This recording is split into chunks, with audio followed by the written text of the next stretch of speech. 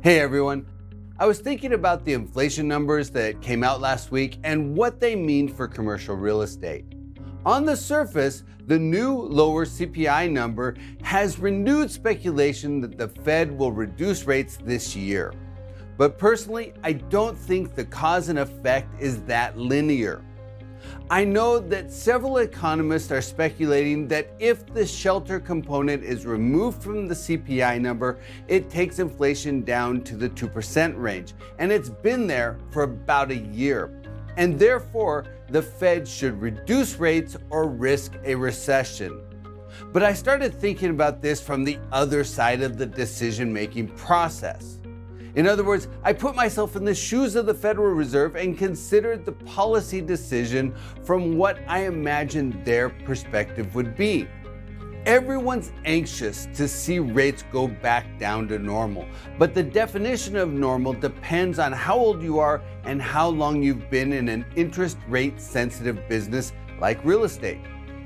The normal 10-year Treasury rate for someone who's been in the business for 10 to 15 years is about 2.25%.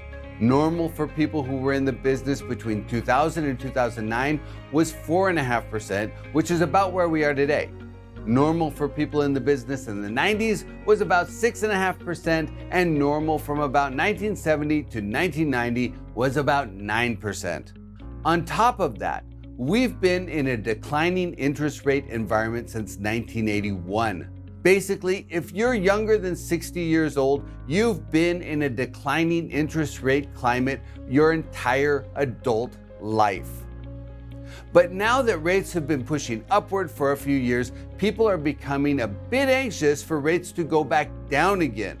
But think about it from the Fed's point of view for a moment. Why should the Fed reduce rates? I understand that arguably the inflation target has been reached, or at least we're very close. But declaring victory over inflation too early can be costly. Inflation can be really tenacious, and unless it's fully stamped out, it can easily reignite. And the Fed knows this. Chairman Powell has said this many times over the last couple of years. So, on one hand, if the Fed reduces rates prematurely, inflation could reignite and the Fed would need to raise rates to battle inflation all over again. On the other hand, if the Fed holds rates too high for too long, they could spark a recession. Maybe. If you look at most of the economic metrics, the economy seems to be holding up pretty well. So far this year, the US has added about 982,000 jobs. That's a very solid average, north of 245,000 jobs per month. That puts us on track, if you annualize the first 4 months, to add nearly 3 million positions this year, which would be about the same as 2023. On top of that, the unemployment rate is just 3.9%, which is effectively full employment, and the US still has a labor shortage with 8.5 million job openings.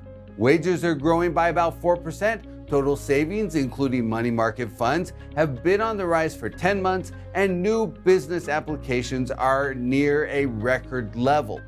At the same time, corporate profits are basically flat, but they're flat at a record high, and business investment into equipment and infrastructure is also almost flat.